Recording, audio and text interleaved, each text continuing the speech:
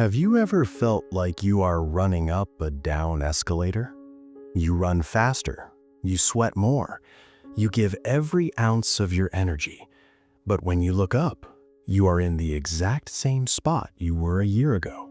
You make more money now than you did 5 years ago, yet you feel less secure. The world tells you that the answer is more. More hours, more hustle, more stuff. But deep down, you know the truth. You aren't losing because you lack effort. You are losing because of a silent leak in your life that you refuse to fix.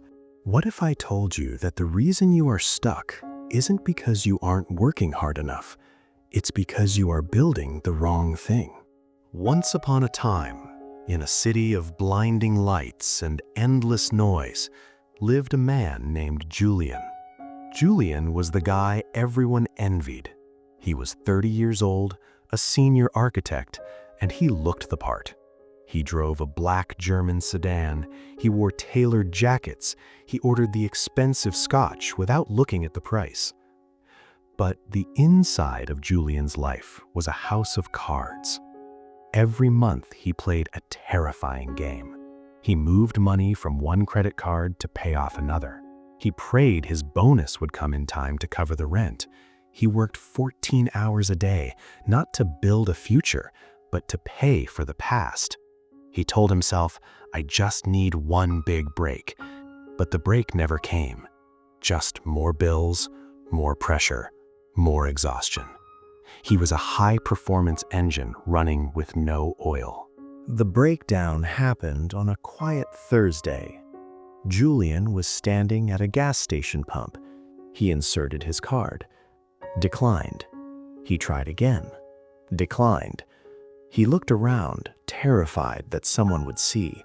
A man in a tailored suit who couldn't buy $10 of gas. He felt a wave of nausea. He realized he wasn't successful. He was just a well-dressed servant to his own debt. A knock on his window startled him. It was Mr. Vance, the old carpenter who fixed things at Julian's office building. Vance drove a rusted pickup truck and wore stained denim. "Trouble with the machine, son?" Vance asked. "Something like that," Julian lied, his face burning with shame. Vance swiped his own card. "On me. You look like you've had a long week." Julian wanted to refuse, but he couldn't. As the gas pumped, Julian muttered, "I work so hard, Vance. I give everything. Why am I always suffocating?" Vance leaned against his rusty truck. "Because you are painting the walls of a house that has no foundation. You're trying to look rich before you are safe." Julian looked at the old carpenter. "And you're safe?" Vance smiled. "I haven't worried about a bill in 20 years. I own my truck, I own my house, I own my time." "How?" Julian asked. Vance pulled a pencil from behind his ear. "It's called the 1-hour fortress. You work a 10-hour day, Julian. The first hour of your pay, that belongs to you, not your landlord, not the car dealership, not the bar. You take that first hour's income and you lock it away. You buy assets, you build a fortress." "Only 1 hour?" Julian asked. "That won't make a difference." "Try it," Vance said. "If you cannot live on 9 hours of pay, you cannot live on 10. The problem isn't the math. The problem is your ego." That night, Julian made a choice. He decided to build the fortress. He sold the German sedan. He bought a used boring car. He canceled his expensive gym membership. This was the hardest part, the social withdrawal. His phone buzzed on Friday night. "Dinner at the steakhouse. You in?" Julian sat on his couch. His thumb hovered over the screen. He wanted to go. He wanted to feel important. He wanted to hear the noise and forget his stress. But he remembered the gas station. He remembered the shame. He typed, "Can't tonight. Tight deadline." He felt lonely. He felt small. His friends posted pictures of the dinner, laughing, drinking. Julian felt like he was moving backward. He was the architect, yet he was eating a sandwich in a silent apartment. But every month, he took that first hour of money and bought boring index funds. He didn't touch it.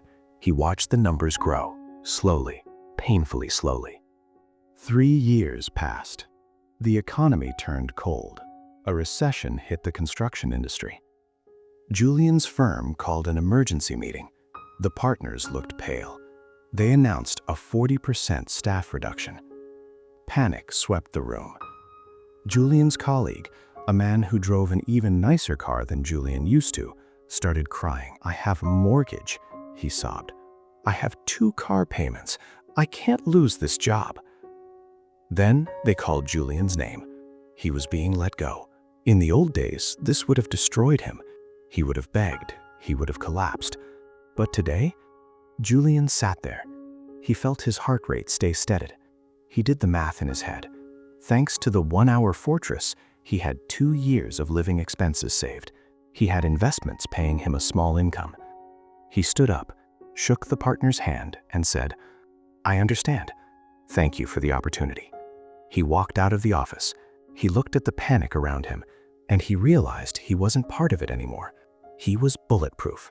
He met Vance at the parking lot. Vance was fixing a gate. Julian dropped a box of his personal items in his trunk.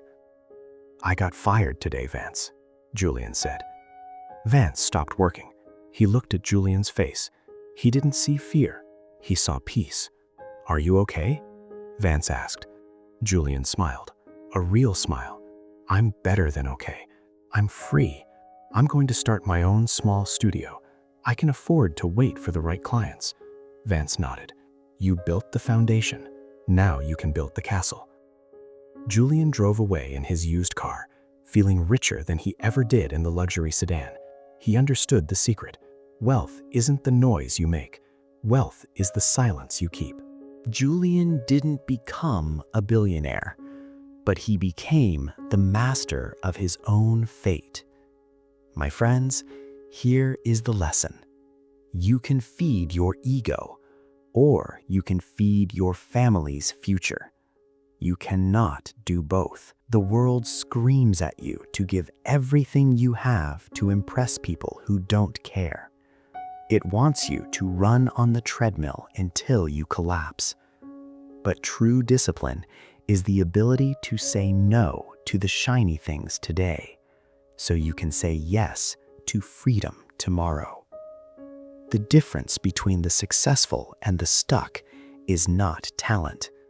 It is the ability to endure the boredom of consistency. So look at your life today. Are you building a fortress, or are you just painting the walls?